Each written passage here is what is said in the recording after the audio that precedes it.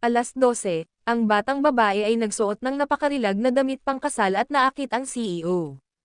Hindi alam ng presidente na ilang beses na niyang naiisip kung gaano kasaya kung ang babae ay kanyang fiancé.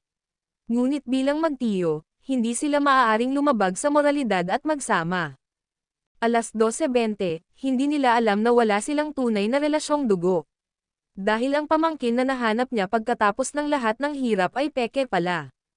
Ang babae ay isang pangkaraniwang babae lamang.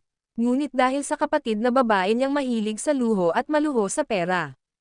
33 minuto pasado 12:00, nakaisip talaga siya ng kakaibang paraan para kumita.